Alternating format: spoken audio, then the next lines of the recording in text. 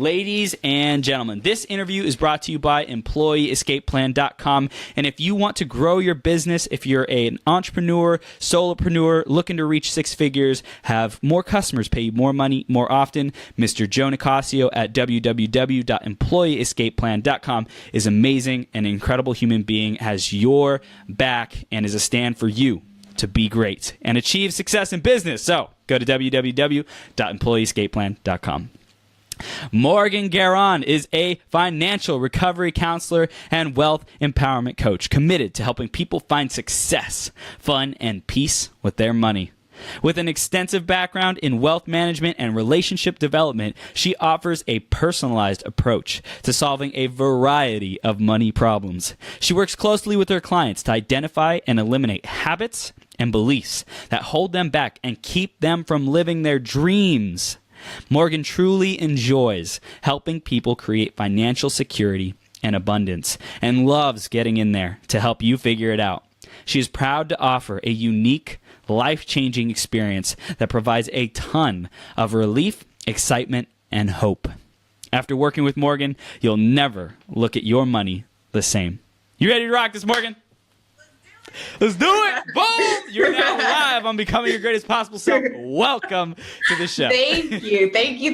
So happy to be here. Really thrilled to be a part of it. Yes. Awesome. Well, thank you for taking your time to share with our audience. We're excited to learn more about the power of commitment with regard to our finances. And we're going to dive straight in with the question and theme of the day, which is relationships are mirrors. Okay? And we want to know, Morgan, how has this concept of relationships and our people, the people around us, our clients, our community, how have they showed up for you as a mirror to see what's going on in your life, to see the blind spots, to see a different perspective, to open up to what life is really all about? Yeah, that is such a good question. When I saw the theme for today, I was like, well, that's appropriate. Yeah, I mean, I think it's just one of those things, like as long as you're open to seeing the mirror, it's amazing what you can find in it. And let's be honest, sometimes it can be very, very confronting. There's things that you see in there that are great and powerful. And as long as you can give yourself credit for it, that's wonderful. But then there's also those things sometimes that somebody might shine back to you where you're like, oh, wow, there's something I need to work on. Whether it's, a button that gets pushed or an obstacle that you run into, or some pattern that you keep identifying and keep seeing play out, and it shows up over and over again. Yeah. There's people, I think, that come in and out of our lives, and sometimes they stay, sometimes they drift.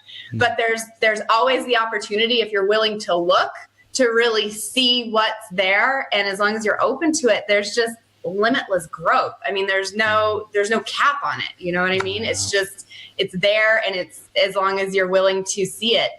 Yeah. It can be really powerful, and like I said, it can be very humbling as well. Yeah. Well, it sounds like that's the pathway to becoming our greatest possible self, is having the people around us to be that mirror. It's like it's almost a necessity. It is a necessity. Absolutely. And it's amazing. Like when a client comes to me, it's so fascinating the way that it plays out, because there'll often be something that they're experiencing where I have maybe just recently gone through something similar, or maybe it's something where I'm like, wow, you know what? Honestly, I was just getting ready to kind of dig into this as well. And it's this co-collaboration that happens where it's like, wow, isn't that ironic that you and I somehow just connected here inside of this conversation, and now we both have pieces that we need to bring to this. And it really is, it's a beautiful process. And so, sometimes I'm just blown away. I'm like, you've got to be kidding me. A client opens their mouth or a friend opens their mouth, and I'm like, that did not just come out. Like, okay, obviously I need to be hearing this right now. Absolutely. Oh I love this. So yes, it's like it manifests in our life in the perfect, most synchronistic ways. Like it's no accident, no coincidence. So nope. I love that we're diving into this head first, Morgan. This is awesome. So tell our audience a little bit more about what you do today and how you do it and all that good stuff. Yeah. So it's a very holistic approach to money management. And the fact that relationships are the theme today is, like I was saying, it's so flawlessly perfect. Because I really work with people on their relationship to money. So it's not just black and white numbers on a spreadsheet. If it were just spend less, save more, we wouldn't have the kind of frustration around finances that we have in our culture, I think. So I work on this. It's kind of this two-pronged approach where, yes, I use the logical side. We gather up the numbers, we get things organized, there's planning, and, I do some assessments and analysis and all of that. But then I always tell people that we then kind of look underneath those numbers to see what's going on, to see what that relationship to money is like, and what are the habits, what are the beliefs, what are the patterns, what are the frustrations that you keep running into. And so it's this very logical approach that I use and tie that together with this emotional approach to where we really get this lasting impact so that people have this long-term success, not just this flash in a pan where, hey, I got my debt paid off, I saved up some cash, but then a year or two later, I was right back in the same boat, right? Because we all know that kind of, unfortunately, is common. Yeah. So when we really bring it together in this very symbiotic, holistic approach, it's lasting impact. So I really tie that all together so that people can really find that balance that they're craving in their money and in their lifestyle. Wow. Beautiful. So it's like really reprogramming people, like they're reprogramming, redefining their relationships, taking a holistic view so they can create more stability and economic success and wealth and this feeling of abundance everywhere in life. Because when we target it in our finances, it shows up in other places and vice versa. So it sounds like you dig in deep, you lift up the rug to see where else is this showing up, what are the root causes, and how do we transform that so people can really shine and live an amazing life. Exactly right. You nailed it. Great listening. Yeah, exactly. Because it's where is this showing up in other areas when there's this habit or this pattern or this brick wall that you keep bumping into. If that's happening in your money, where else is it happening? And then when we can clear that up in your money, money has so much energy behind it that when you clear some of these things up, and you get some structure and integrity and you get everything moving in the right direction, there's these other areas of life that just then explode. And that could be relationships, that could be career, that could just be how much you travel, how much you save, how you feel about your retirement savings, whatever. Everybody's got different values and priorities that are at the top of their list. But it's those areas that are most important to you, that you're most committed to, that you're really going to see that exponential growth when you start getting things moving in the right direction. Yeah, it sounds like there might be a little bit of uncomfortability to dig in and really start to uncover that stuff, because oftentimes these topics like money, sex, love, whatever, can be challenging to have a real honest discussion about. So it also sounds that you provide a real safe space and a great place for people to bring those to you and feel like they're being heard and listened to as well. Yeah, absolutely. And I take anybody who comes to me to ever discuss anything, I just love them so much. And I know that sounds funny because sometimes I don't know them any more than just it's our first time on the phone. But I just have so much love and support for somebody who wants to get support and get help around that and is looking for improvement and wants to take the next step and wants to learn how to do stuff better. So when people come to me, I'm a friend and I'm a partner in your money. And I've seen it all. I've seen some crazy stuff, but it's like, hey, you know what? If you can't talk about that with somebody, it's just going to fester. Oh, so yeah. It is. It's this very safe place where, there's no judgment. Everything I teach, whether that's debt repayment or just money planning, savings, how to really fulfill in these areas that are important to you, everything I teach, I've been through, and some of it more than once. Yeah. So I get it.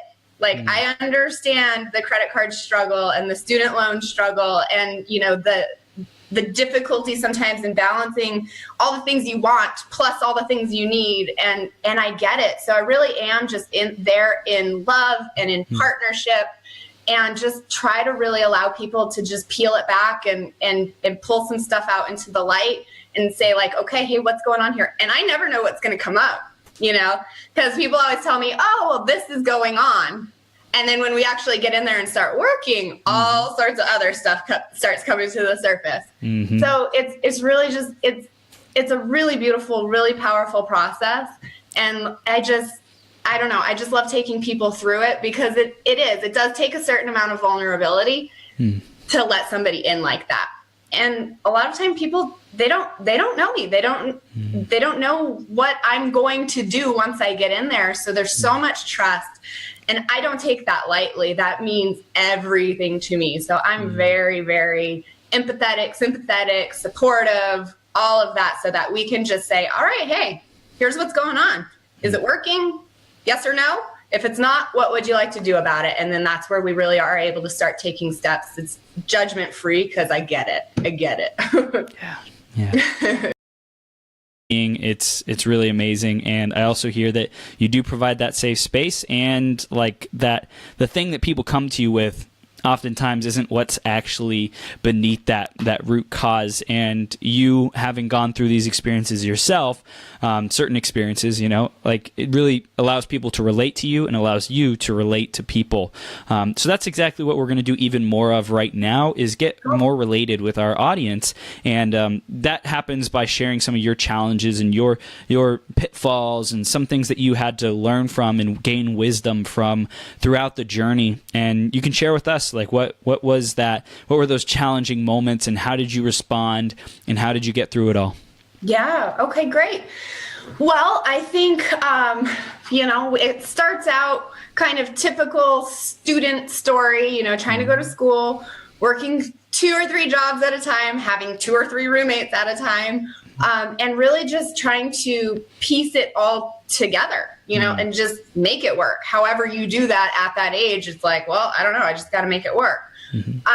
And in realizing, it's funny because I even have like some old notebook papers from during that time where I was trying to hash out like this rough budget, and I came across a few of them when I was moving, and I was like, oh my gosh, they're hilarious. But it also goes to show like how long I've actually been working on the process. And it was all the way back to the beginning of really honestly just trying to figure out, okay, I'm a waitress, I've got to pay for my books, I've got to do all of this, plus I want to go have fun, and all of these things where it wasn't working. I got myself into some serious credit card debt. A lot of it was harmless enough. There was a time where I had lost a job and really was struggling to find another one, and I was in between. So school expenses had gone on a credit card, groceries had gone on a credit card.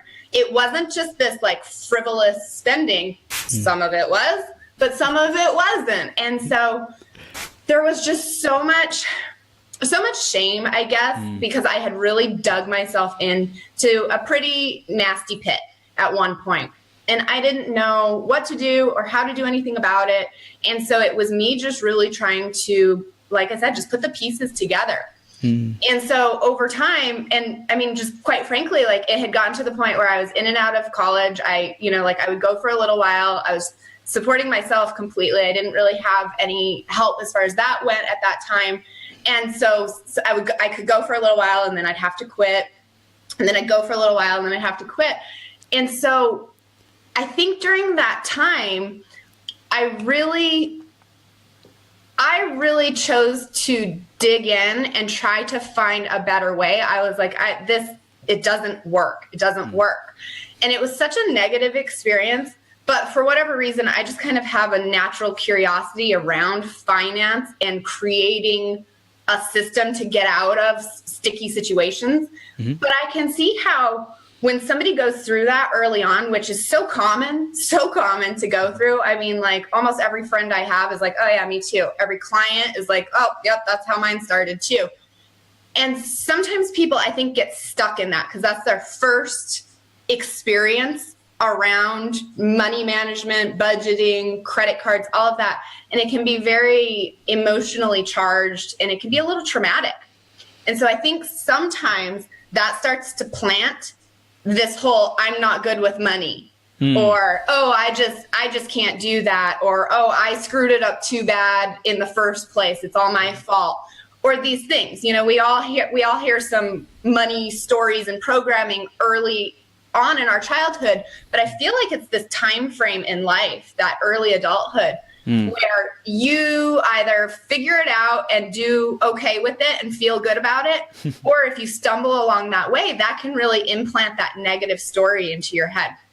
So I started seeing this, and I saw it with, you know, like I said, friends, and that was kind of the beginning. Is I started just testing different things that worked, or just started testing different things. I didn't know if they were going to work or not, and some things did, some things didn't.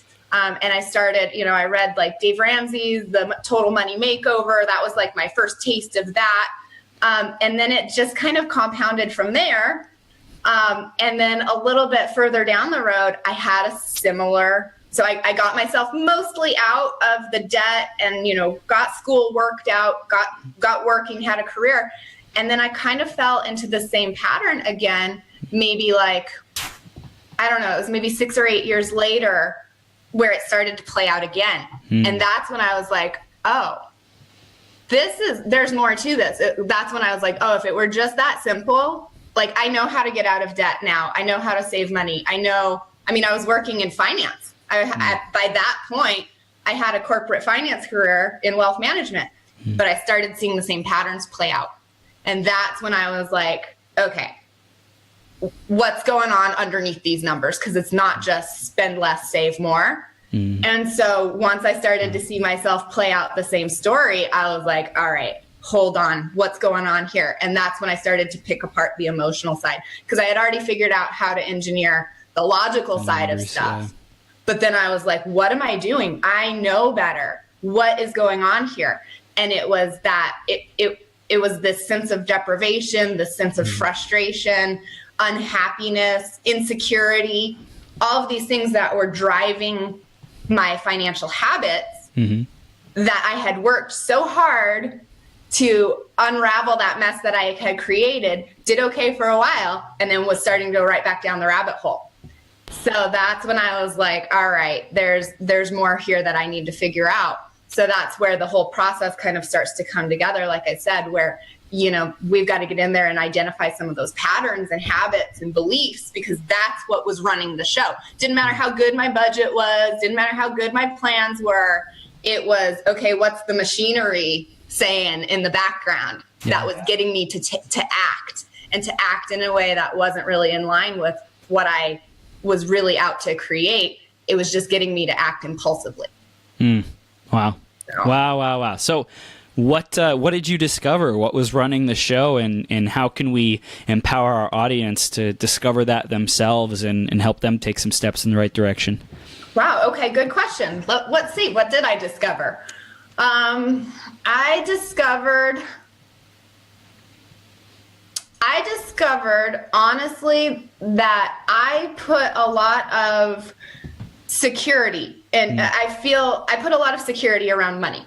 So that's okay when you have it. But see, the trouble with that, and I think this is common for a lot of people, the trouble in placing your security in money is that if you don't have it, then what? You know?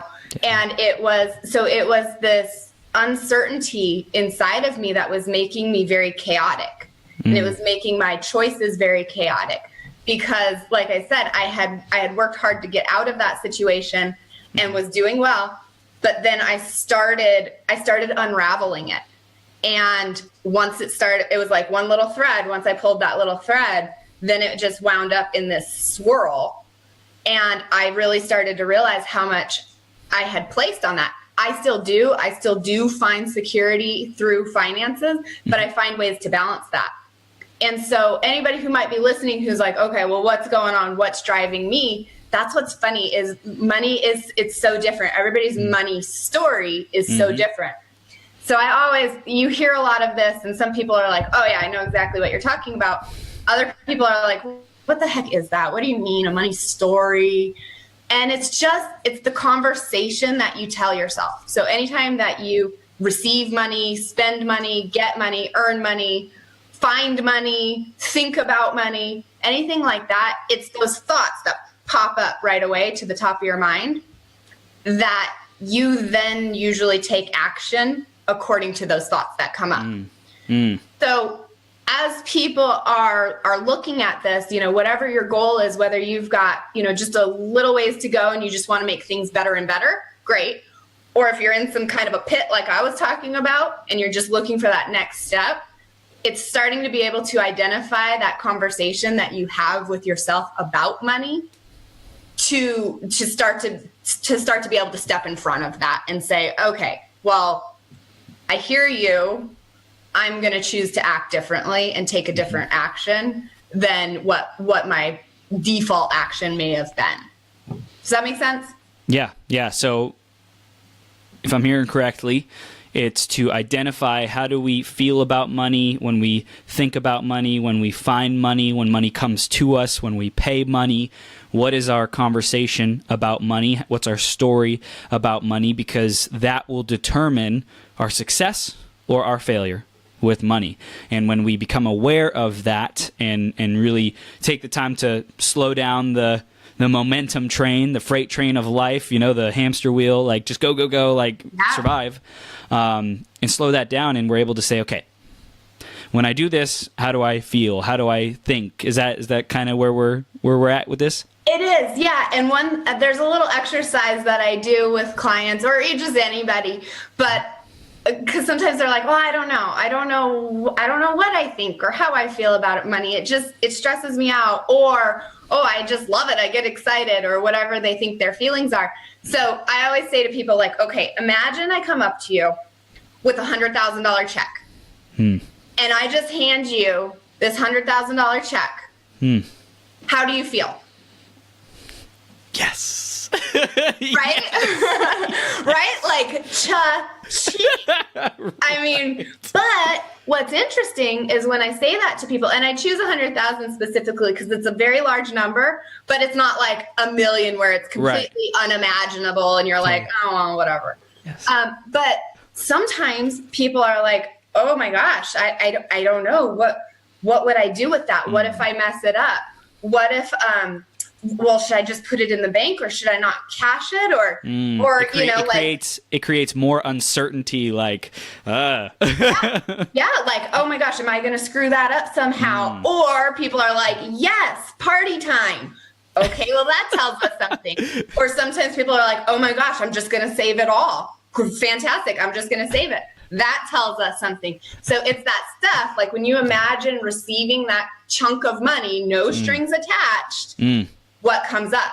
Are you excited? Do you freak out? Do you calm down because you're like, oh, the pressure's off?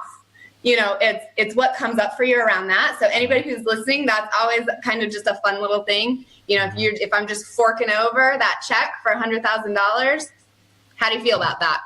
And that starts to really open that up of, okay, maybe I can start to poke around in here and see what I think and feel about this. Because it's either going to be, a positive feeling that you get out of that or a negative feeling that you get out of that.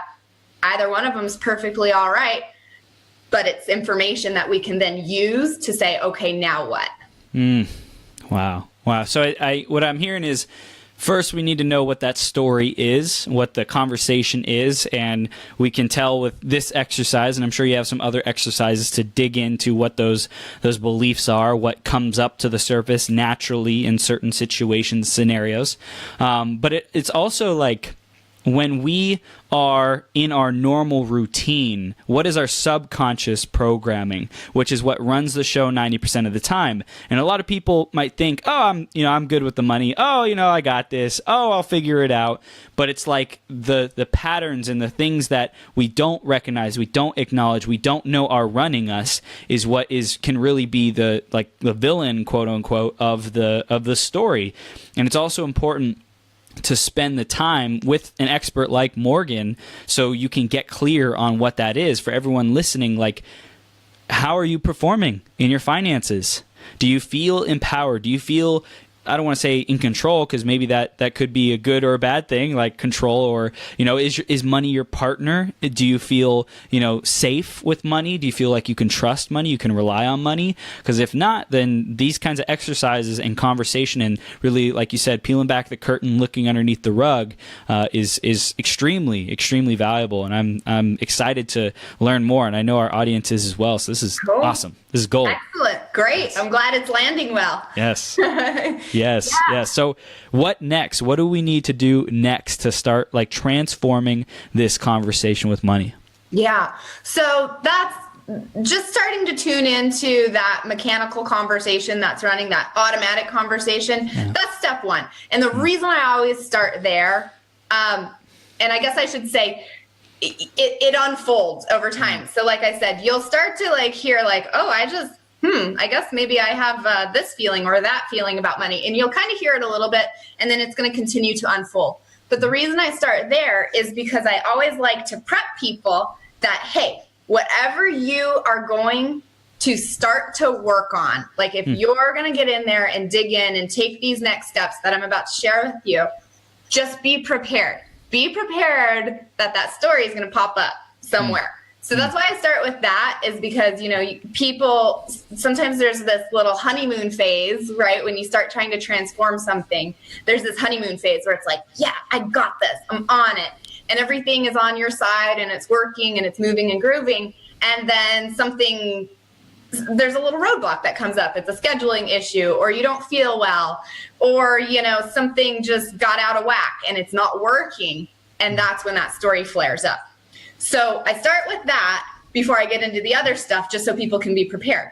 And then what I say, one of the most powerful things that you can do, and this is one that we've been talking about a lot lately in my Facebook group and just with some clients and everything, is defining your needs and your wants.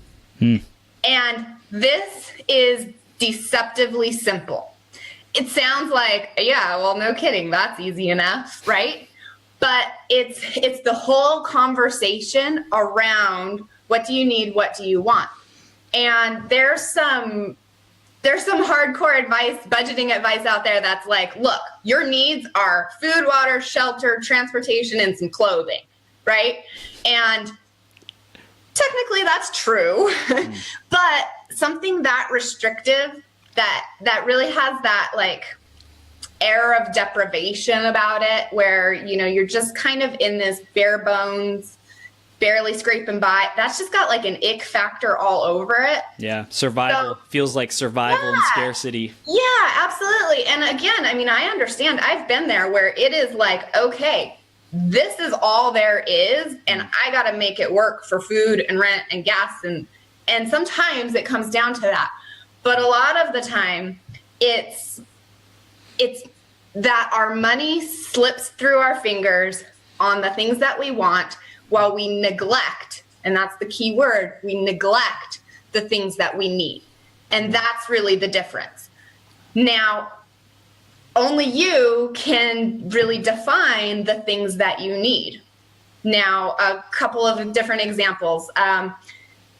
Like for myself, I'm into yoga. It's my thing. When I have a regular yoga practice, I'm a better version of myself. I'm a happier person. I'm more grounded. I'm more centered. I can show up stronger for other people. Yeah. I'm better. So for me, I can honestly say that yoga is a need of mine. Now, for somebody else, that's going to sound like a fluffy foo-foo extra that could easily be crossed out. So that's something where for me personally, that is something that I need in my life to keep me balanced. And when I don't have it, I'm out of whack. Pay the price. Everybody, Yeah. So that's an example. Or maybe like, oftentimes it's like, okay, hey, we took the fun vacation, or we took the fun trip, took the kids somewhere cool. But I haven't been to the dentist, something like that, where it's like, well, we did this, but what I really needed to do was that. And that perpetuates this never ending cycle of more. And, maybe it's like, hey, I wanted to get the flower gardens put in, but my car that needs to be repaired. But I did the flower gardens instead and left the car for next month or next 6 months or whatever. Oh my God. You know what I mean? Did that hit? I don't know. So, these simple things where it's just kind of like, oh, well, I want this. And somebody just recently said, Ed actually just recently said, I want what I want when I want it. To which I will add, which is usually now. Right. That's how we are. So, Yes. and it almost gets to the point where you have to laugh at it and be like, okay, this is ridiculous. Like, it's not working. What else can I do? So it's separating that out and really identifying what you need. Now, like I said, a need that could be, people always say like, when I'm first working with them, I need to pay off my debt. I need more money in savings. I need a new car. I need to buy a house. I'm burnt out. I need a vacation. Okay. Maybe. Maybe. And if so, awesome. But I usually poke a little bit more and I say, okay, why? If we got you that vacation, what's that going to mean to you? And sometimes it really is like, I'm fried. I need some downtime. And so sometimes it's not, I need a vacation. It's, I need downtime. Or I want to take my family somewhere. So it's, I need connection and quality. Yeah, I need to take my family somewhere. I feel like I'm not being a good enough parent is like something else that might be behind that. Absolutely. Yeah. So I always look beneath it. Like I said, we look underneath that and see what's going on, because that's where the real power is. If it's connection that you're looking for, if it's quality time that you're looking for, if it's downtime that you're looking for, maybe we can meet those needs. That's the need. The vacation is the want. But the need is, I just got to unwind and re-energize and reconnect. So maybe we can find more creative ways to fulfilling that need. Or, I need to pay off the debt. Okay, I think everybody's in an agreement. Let's do that. I don't know anybody who's like, yay, I have debt. Like, let me just keep it. Let's hang on to that a little longer. It feels so good. But, it's why. Why do you need to pay that off? Other than just because you think you need to or you think you should. If we take the should out of that conversation, why? Is it because it causes you unnecessary stress or extra stress? Is it because it gobbles up a chunk of your cash flow every month and now all your money's going towards that, so then you don't have money to put towards connecting and unwinding? You know what I mean? Like, is it just consuming your resources? So it's asking why, and that's how you can really identify, is it a need or is it a want? What do you want? What do you need? And why? Because then that's how we can start to really identify, okay, is this a wolf in sheep's clothing? And don't get me wrong, I love to travel. I love it. But it's usually because I'm looking for time with certain people. Yeah, I'm looking for certain experiences. I'm looking for culture or something, Yeah. And when a vacation doesn't fit in the spending plan, there's ways to still meet those underlying needs and be fulfilled and be satisfied without breaking the bank and putting the, couple $1,000s on the credit card again, or raking out the savings again, or whatever the case may be. So it's really getting clear with those needs and wants. And like I said, it sounds very simple, but there's a lot to it. And it is a life-changing, very impactful process if you can start to pick that stuff up. I hear it. I was like, okay, wait, what does Morgan call herself again? Okay, she's a financial recovery counselor and a wealth empowerment coach. I was like, that doesn't even begin to describe what this does for people. You transform people's lives. Like you help them engineer happiness and like freedom and like, oh my gosh, just emotional upliftment and freedom. Yeah. it's expression, right? Yeah. It's being able to live your life in a way that allows you to express yourself. And everybody has a different form of self-expression. So, you know, sometimes people really, really love to, it's the whole love languages thing, if you're familiar with that, but it's like, you know, sometimes people love to give gifts, or they like to do nice things for people, or they like to spend time with people.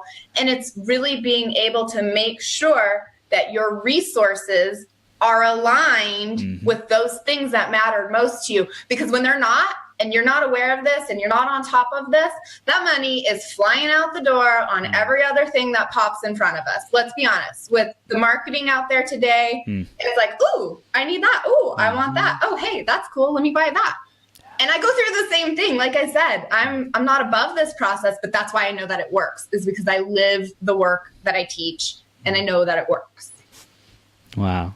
I love it. I love it. Oh my gosh, this is gold. This is gold. So, this is beneficial for every single person who's listening, because I don't know how many people in their entire life, you know, 1 out of 1,000, maybe 1 out of 10,000, I don't know, like actually go through this process of, why do I want what I want? Why do I want the things that I want? And then mix that into the budget and the finances.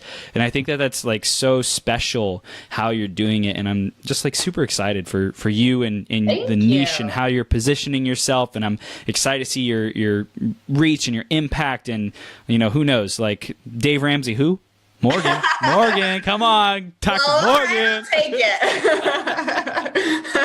Awesome. I'm so glad it comes across that way. I mean, I think it's clear. Anybody who's halfway listening, I love it. I love it. I love what I do with people. When people come to me, sometimes they're just so frustrated, and you know, and I work with people kind of across the board, where it's like, okay, they're anywhere from like just trying to figure out how to make ends meet and barely piece that together, on up to very high income earners who are like, I don't know what is going on. I make way too much money to be in this position. Like, what the heck? And so I like, when somebody comes to me, they're scared, or they're frustrated, or they're just like, oh, why can't I get this right? You know, and there's a lot of shame around, oh, my money's not working for me, or, you know, or here I am again. Like I said, you know, I started to repeat the same patterns. It's like, what am I doing? Here I am again. So there's a lot of self-judgment, and there's so many people in the same boat. And I want the conversation to just be opened up. And I get that people aren't just going to start advertising like, hey, guess what? My money's a mess. But we advertise all these cool things that we do and have and buy and all these things. But like, it's still considered taboo to talk about money. And I just want to break that, because people are in pain around it. People are not able to live the lives that they want, and they can. So I'm just so passionate about it. And like, when they have that light bulb that goes off and they get into it, I mean, there's nothing more fulfilling for me that I have ever found. I'm like, yes, let's do this. Wow. And then it just unfolds from there, and people they take the ball and run with it. And it's awesome. You know, like their lives are different. Their kids' lives are different. It's really awesome. So I'm glad that it comes across that way. Yes. And we heard a little bit of the vision, and I'm curious, and I'm sure our audience is a little bit more about, like, what is this new paradigm about money that you see people stepping into and relating to money and sharing about money? Like, how do you see that unfolding? What are you a stand to create in the world around money and finances and wealth? Yeah. Oh my gosh. Such a good question. Well, right now I'm a stan one by one, and even just being on the show, I'm not one by one right now. I everybody who's listening, I'm a stan for every single one of you to be able to take that first step, wherever it is. Like I said, if you're doing all right and you just want to do better and get it like a well-oiled machine, right on, take that step. If you're over there on the other end of the spectrum and you're weighed down and you're bogged down and you don't know what to do, just one step, just one little step. And as this conversation starts to open up, I just see people being able to get their lives back, because we, as a nation, and I know this show probably goes outside of the US and stuff, but as a nation, people are hurting. Like I said, people are in pain around this. Like, our savings rates are so low. The average rate, you know, like, experts recommend that you save 10% of your income. They're even revising that because they're like, that's probably not going to cut it. But even, we're not even hitting the 10% on average as a nation. We're hitting 5.6%, which is actually pretty high. It's better than it had been. And granted, you know, recession and all of that, there are reasons. But I kind of call BS on a lot of those reasons because we also see the spending that's going on, you know, and the credit card debt and the auto debt, and unfortunately the student loan debt and the mortgage debt and loan debt and all of these things. So the spending is still happening. And I know how many people, because of the number of people that I work with, I know how many people are heartbroken around this. And they're just grinding it out day after day after day at work. They can't get it to work for them. And they're stressed out. They're sad. It's heavy. It's heavy. So in me opening this conversation and just saying, hey guys, look, guess what? A lot of people are going through this. And if you're not totally ready to stand on the rooftops and shout your numbers, fine, that's okay. I get it. But let's just not keep putting our head back in the sand. Let's acknowledge that this is a serious problem, because I don't see, without this conversation that we're in right now, I don't see this just getting any better on its own. And so we have got to step back, and I really see people being able to just step up and safely and comfortably be able to say, hey, I need some help, you know, because there's still, like I said, there's still this taboo around talking about money, and like, you're supposed to just know how to do it. But we don't really talk about it at home. We don't really talk about it a whole lot with friends, maybe a little bit. It's not heavily taught in school, if at all. Maybe you get a little taster on, hey, here's some basic concepts. Now, good luck. And so unless you have that natural curiosity, which thankfully I was blessed with it, and apparently it's just my thing, it's my calling to be able to carry this forward, because that's what my natural curiosity was in. And without that natural curiosity, the deck is stacked against you, even with that curiosity. I mean, I repeated it myself. And so the deck is stacked against you. So in this conversation of really taking these blinders off and peeling back that curtain, it's just, I'm a stand for possibility, for people to get their lives back, for them to have fun with their money. Money's got this like, I got a budget, I got a plan, like, I'm not good with my money. You know, no. Let's have fun with it. I promise it can be fun. I promise it can be powerful. It can be encouraging. And that's what I see coming out of what I do with people, and then just even people talking and just getting the conversation going. Yeah, I love it. And taking all the, pressure off of money is what I hear. And what resonated with me about that, especially at the end, is like, I'm committed that we discover our childlike self, our child self, childlike wonder for the world again. And that includes fun.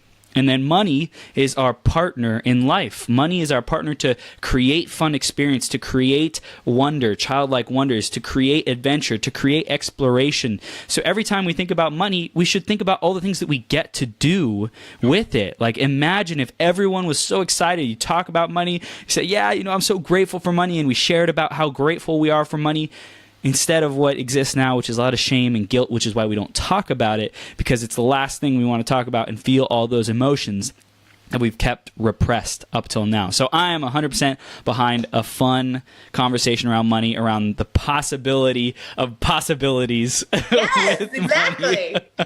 And like what would be possible if you weren't all freaked out and stressed out about your money? What's possible? What does life look like for you at that point? For you, for your family, for your friends and the people around you? Who do you get to be? What are the things you get to do?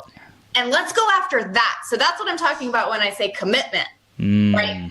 what are you committed to creating? Not, hey, I need these new clothes and I need that thing and I need that thing and I want to buy a new couch. And then, well, it's Black Friday, so now it's time to get a TV or, all of these things, because there is no amount of material goods that we can stuff inside that void.